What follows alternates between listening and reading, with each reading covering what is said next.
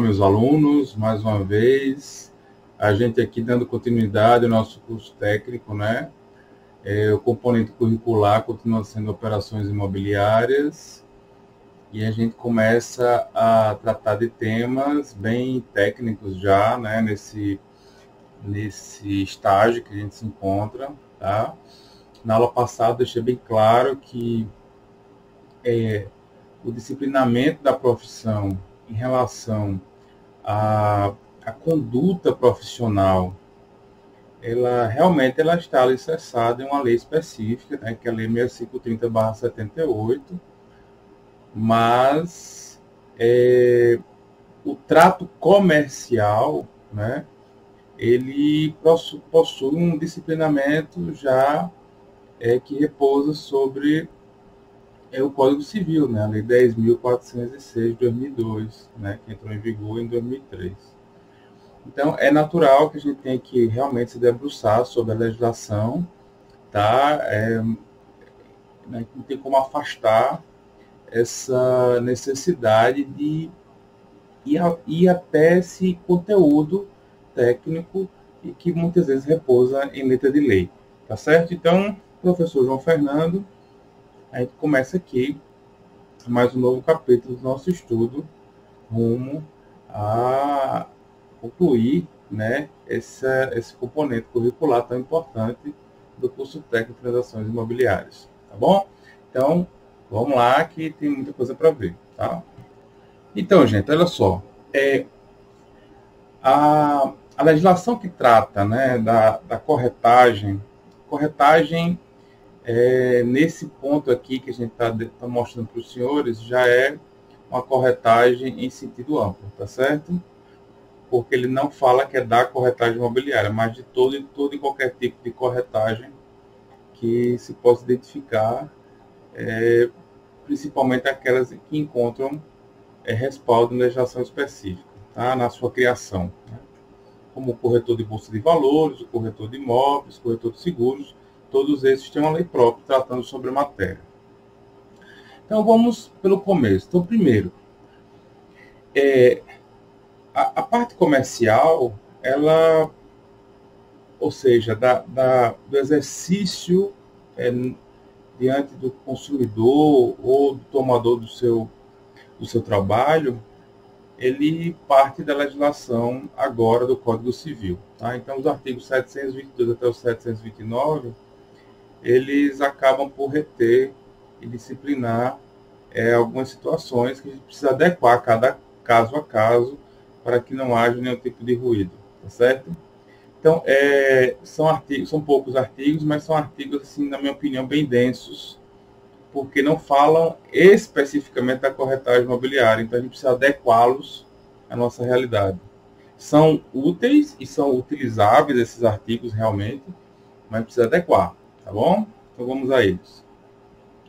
O artigo 722 fala: pelo contrato de corretagem, uma pessoa não ligada a outra em virtude de mandato, de prestação de serviço ou por qualquer relação de dependência, essa pessoa obriga-se, né, a obter para a segunda um ou mais negócios conforme as instruções recebidas.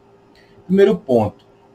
É baseado nesse artigo que muitos autores, inclusive renomados, buscam afastar duas terminologias, inclusive, que os corretores utilizam muito de maneira comum, né? Primeiro, é que eles prestam serviço, e segundo, que eles recebem honorários.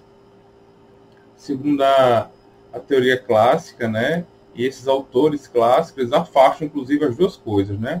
O corretor nem recebe honorário, porque recebe comissão, e comissão é comissão, e honorário é honorário. E nem prestam serviço. Vejam, senhores, que preciosidade, né? Na verdade, o corretor, ele é um profissional que exerce uma atividade de intermediação que, tecnicamente, nada mais é do que um contrato acessório, tá? E é um contrato que só existiria diante de um contrato principal. E no contrato de prestação de serviço, tecnicamente, o contrato de prestação de serviço não é um contrato acessório, ele já é o contrato principal, tá?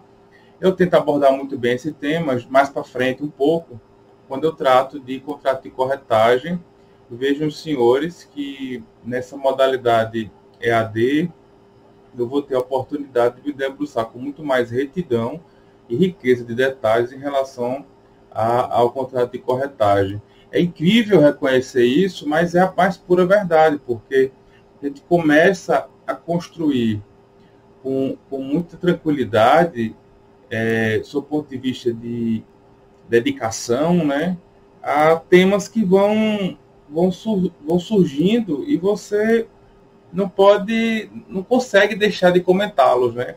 Todo mundo sabe que por mais que tenha o planejamento em sala de aula, presencial, é aquela coisa, muitas dúvidas surgem, muitos questionamentos surgem, interrupções, etc. Então, nem sempre é possível se abordar de maneira exauriente tudo, né? Mas aqui eu tenho essa liberdade. Por quê? Porque eu consigo edificar o conteúdo de uma maneira bem precisa, né? E depois a gente debate, tá bom? Então, primeira coisa, contrato de corretagem, uma pessoa não ligada a outra em virtude de mandato. Portanto, ela não representa como se essa pessoa fosse. Correto. Por quê? Porque o corretor, ele é um intermediário. Ele, na verdade, nem se confunde com o comprador, nem com o vendedor, obviamente. E, em sequência, ele fala, ó, não ligado a outra em virtude de mandato, vírgula, de prestação de serviço, portanto, já está negando a prestação de serviço, portanto, é um contrato acessório ao principal, que seria de locação, corporação, intermediação para incorporação, compra e venda, promessa de compra e venda, etc. Tá? Ou por qualquer relação de dependência, obriga-se a obter para a segunda um ou mais negócios conforme as instruções recebidas. Até aí, tranquilo. A única situação que eu queria pontuar era justamente essa, tá? Para que fique bem claro que o corretor ele não pode se confundir nem com o comprador nem com o vendedor, não possui dependência de ninguém, ele apenas é contratado a encampar aquele interesse imobiliário intermediário, simples assim, tá? E como eu falei, mais para frente vai abordar essa questão do contrato de corretagem, onde o contrato ele é tecnicamente acessório, porque segue o de compra e venda, de locação, enfim, de permuta, existindo o seu resultado lastreado, obviamente, nos objetivos alcançados do contrato principal. Então, é por isso que ele não seria, nesse ponto de vista, né, que é majoritário, uma prestação de serviço, mas uma contratação de serviços, uma contratação de um profissional autônomo nesse caso, poderia ser imobiliária também, mas seria a contratação de um profissional para exercer uma intermediação que confunde-se facilmente com a prestação de serviço, mas tecnicamente não seria, tá? Então, o 723, o corretor é obrigado a executar a mediação com diligência e prudência e a prestar ao cliente espontaneamente todas as informações sobre o andamento do negócio. Artigo muito claro, preciso, não temos muitos questionamentos, aparentemente, né? Porque, veja, quando a gente fala que ele é obrigado, não é uma faculdade, tá certo? Então, coloque a mão na consciência, né? Ou as mãos em suas consciências e pensem, será que todo imóvel que você oferta, você de fato busca apresentar todas as informações? Será que você não omite as informações negativas deliberadamente? Não é?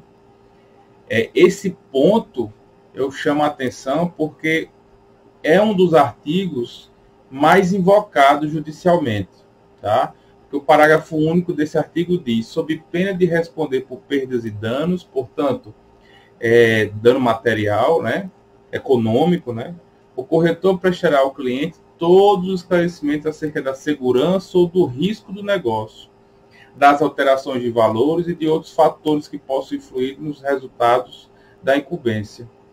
Coloca no colo do corretor, esse artigo, esse parágrafo único desse artigo, uma responsabilidade enorme. Coloca no colo do corretor a maior acepção possível da palavra chamada consultoria. Nós já falamos sobre isso, né, em aulas passadas. A importância do corretor consultor, né? A consultoria é lastreada em uma máxima que atrela informações privilegiadas e confiança, né? Ou seja, a pessoa passa a confiar nas informações privilegiadas que o profissional técnico passa para você, né? E isso traduz em negócio. Lembrem que vocês não vendem imóveis, vocês não vendem produtos. Acidentalmente, eles fazem parte do seu trabalho. O que você utiliza como ferramenta é informação. Sem informação, você não convence. Sem informação, você não consegue avançar numa negociação. Você não consegue convencer sem informação, né? Segura, legítima, obviamente, né?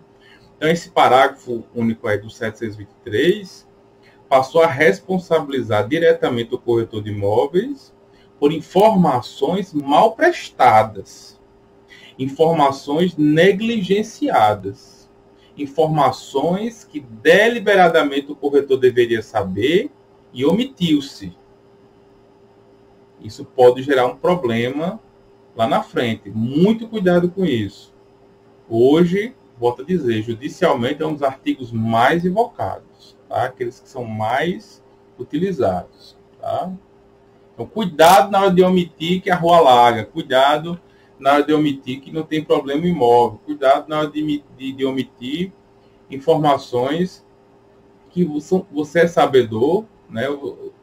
Você é sabedor delas e sabe que aquilo vai prejudicar o imóvel que vai comprar, está comprando um problema, tá?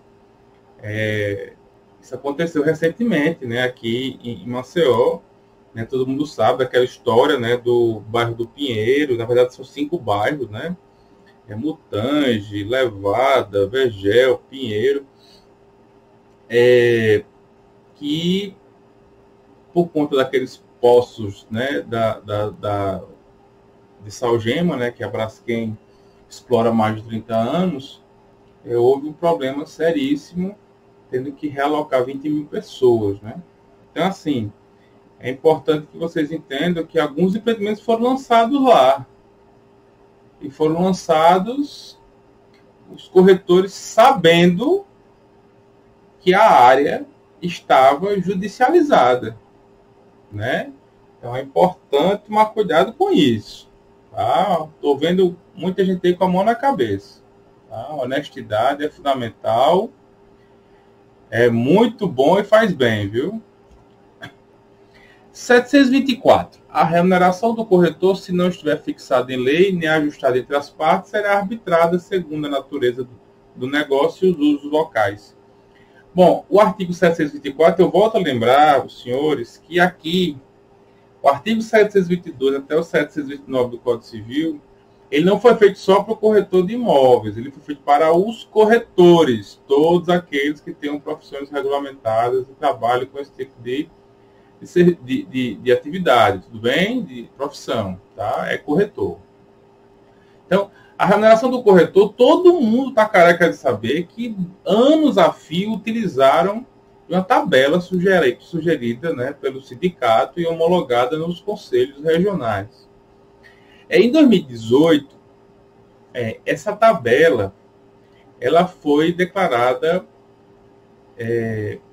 não é que ela foi declarada nula, ela foi declarada válida, mas apenas a título de sugestão. Não se pode mais invocar o Código de Ética e dizer que o seu descumprimento direto é uma falta ética, o que poderia gerar uma punição numa comissão de ética lá no Conselho. Tá? Na verdade, eles entenderam, né, foi até firmado um termo de ajustamento de conduta entre o Ministério Público Federal e o Conselho Federal dos Corretores de Imóveis, anulando todas as multas, inclusive em andamento no Brasil, né? Mais de 50 milhões de reais. Né? Por quê? Porque isso fere a Constituição, a livre iniciativa é atacada nesse momento, porque essa tabela busca modular o quanto seria sua comissão. Vejam, a gente acaba caindo em um outro problema. Por quê?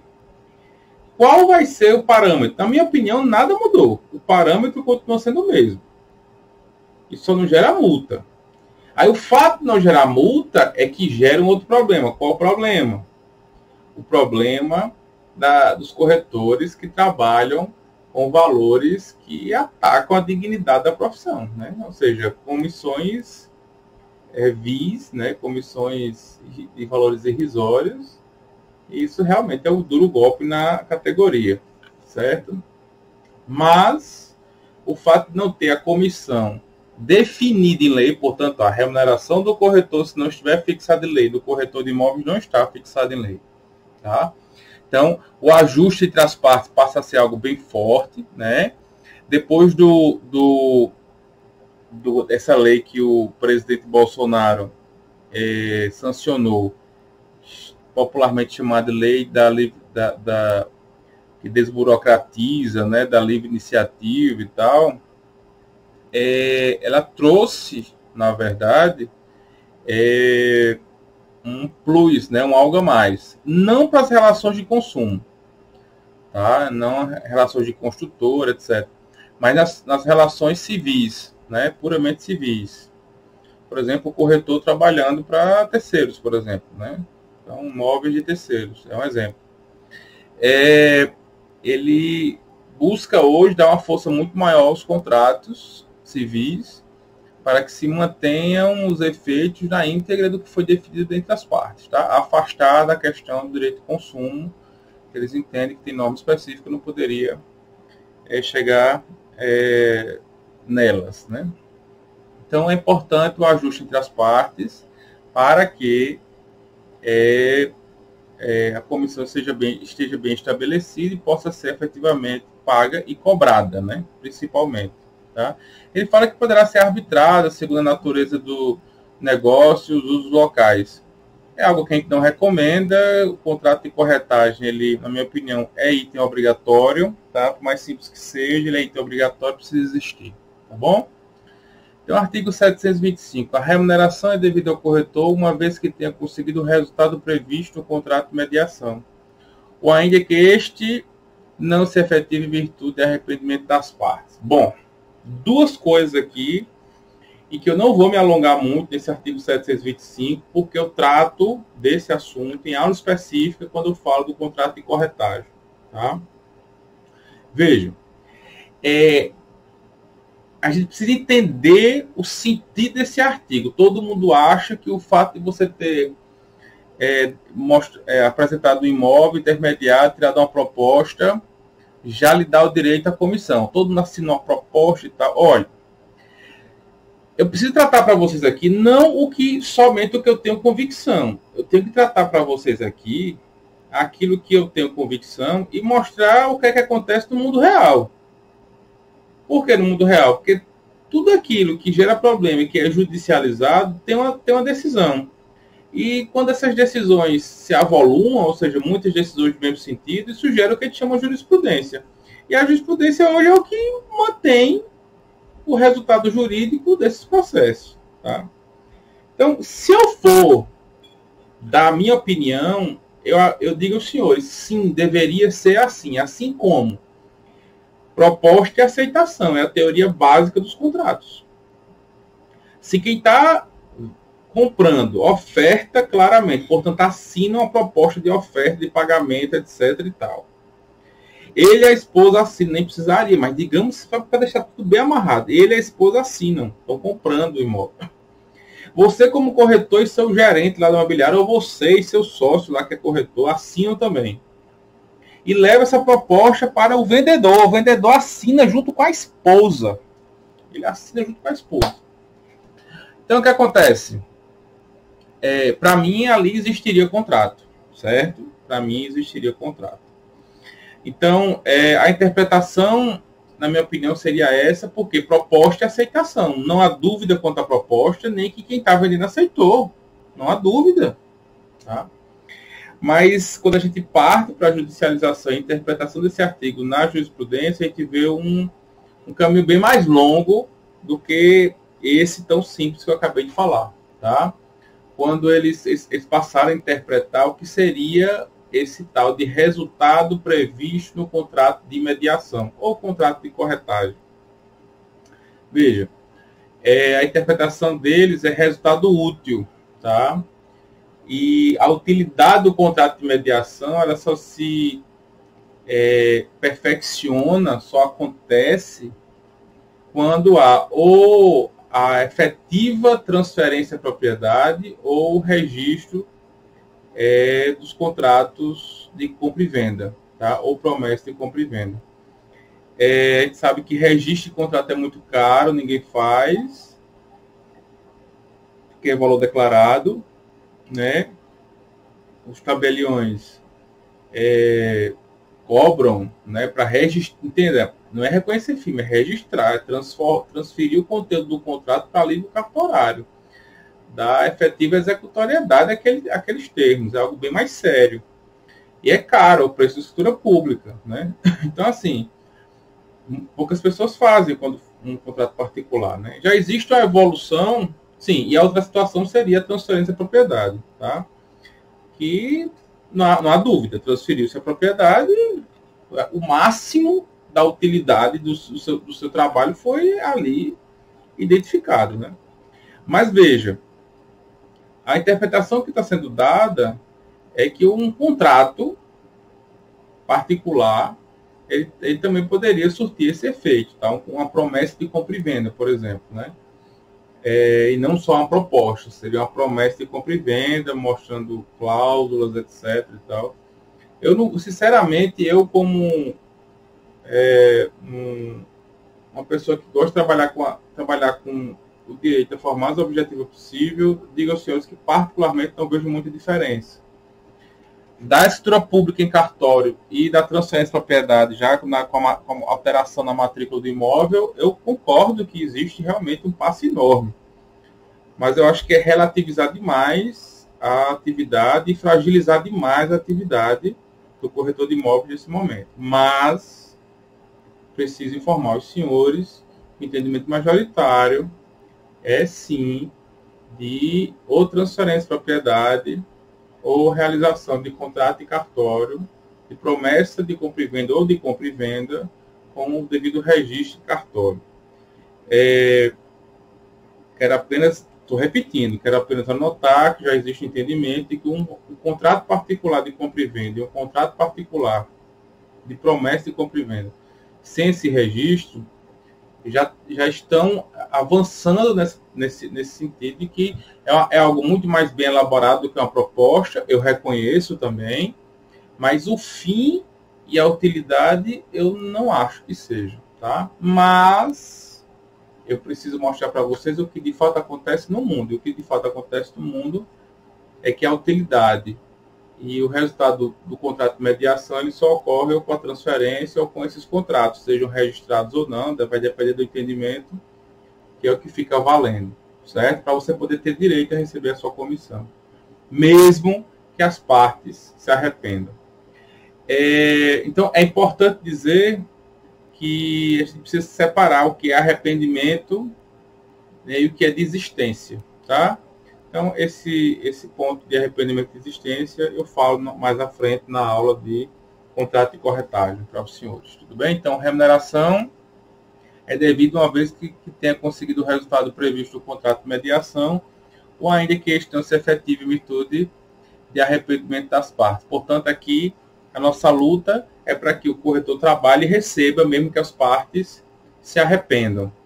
Porque ele realizou o trabalho dele. Mas estou aqui pontuando, repito, que não basta você aproximar e receber uma proposta de compra e venda para poder ter direito, infalivelmente, a receber sua comissão. Certo? Então, assim, eu gosto de repetir esse artigo 725, por quê? Porque ele é um artigo crítico, ele é um artigo que gera muito problema, tá? Que as pessoas acham que teve um e-mail de aceite e tal, não sei o quê, aquele já gera o direito a receber a comissão. E não é verdade. Vou repetir mais uma vez. Isso aqui vale para contrato, o que eu estou falando aqui vale para contratos que não sejam atrelados ao Código de Defesa do Consumidor, certo? Aquela questão de 7 dias que comprou no stand e tal, continua valendo, tá? Nem com a lei 13.000, acho que é 13.826, que é a lei do extrato, ela manteve, inclusive, as compras em stand de vendas com a possibilidade de você desistir e receber 100% do valor pago em até 7 dias da assinatura, da compra, tá? O Código de Defesa do Consumidor fala em compra à distância, mas nesse caso aí ficou valendo, tá? Ficou valendo.